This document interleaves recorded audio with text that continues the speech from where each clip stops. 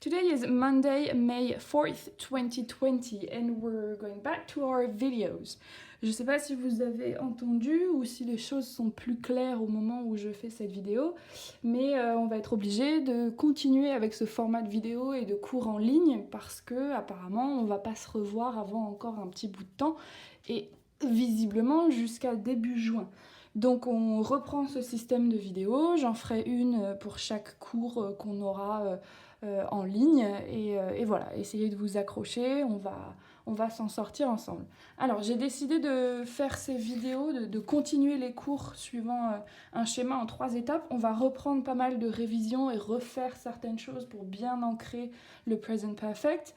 Ensuite on va avoir une phase d'approfondissement et puis enfin une phase d'évaluation où on va finir cette séquence sur le present perfect et je vais vérifier que tout le monde a à peu près compris, etc. Évidemment, ça ne donnera pas lieu à une note, puisque dans cette période de confinement, on nous a demandé de ne pas mettre de notes. Cependant, je récupère vos travaux, je les évalue et je vérifie vos compétences.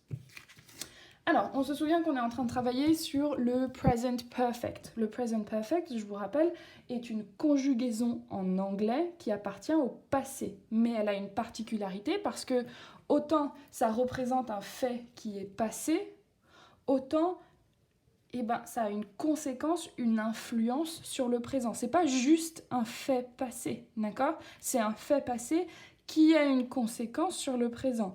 Par exemple, si je dis hier je suis tombée à vélo, c'est juste un fait passé. Mais si je dis hier je suis tombée à vélo, donc aujourd'hui j'ai le bras dans le plâtre, là on exprime un fait passé qui a une conséquence sur le présent et donc la phrase devrait être au present perfect en anglais.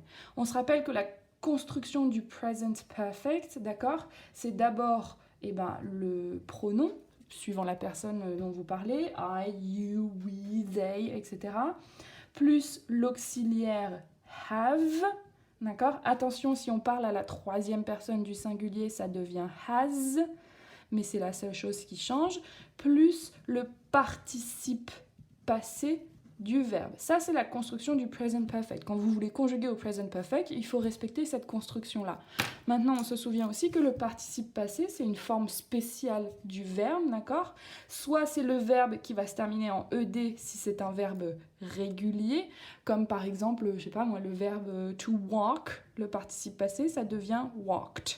Si c'est un verbe irrégulier, alors c'est une forme spéciale, exactement comme au prétérit, d'accord ? Et je sais pas, on peut penser au verbe to run, courir, et ça devient une forme spéciale, ran. Il n'y a pas ed à la fin, c'est une forme spéciale.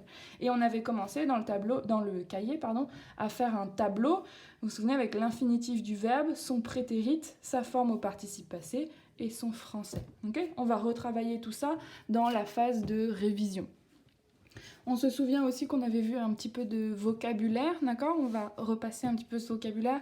To learn, apprendre. To meet, rencontrer. To discover, very transparent, découvrir. To teach, enseigner. Alors faites attention, d'accord ? Quand vous apprenez quelque chose à quelqu'un, c'est en fait enseigner, donc c'est to teach. Quand vous apprenez quelque chose par quelqu'un, c'est to learn. To travel, voyager. To watch, regarder, voir, visionner. To cook, cuisiner.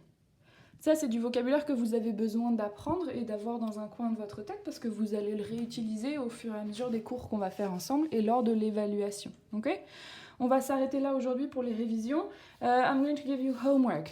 Here is a text, all right? This is the text. It's in your cahier de texte. Je l'ai mis en PDF dans votre cahier de texte, donc il faut que vous alliez le retrouver.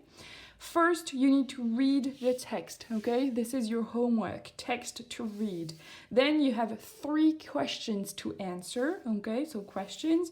And then, as usual, highlighting transparent words and words you know and make categories, okay? Donc pour le prochain cours en vidéo. Il faut lire le texte, répondre aux 3 petites questions, faire le surlignage, des mots transparents et des mots que vous connaissez déjà. Et une fois que le surlignage est fait, vous faites des champs lexicaux, c'est-à-dire que vous regardez quel mot pourrait aller avec quel mot pour faire une famille de mots, un champ lexical. Okay? So for today, you can write the date. Ça n'a pas la peine de l'écrire parce qu'on l'avait déjà écrit plein de fois dans le cahier, mais vérifiez en tout cas, soit réécrivez la toolbox telle qu'elle est comme ça, soit vérifiez que vous avez bien ces mots-là quelque part dans votre cahier, dans une toolbox. Et on s'arrête là pour aujourd'hui.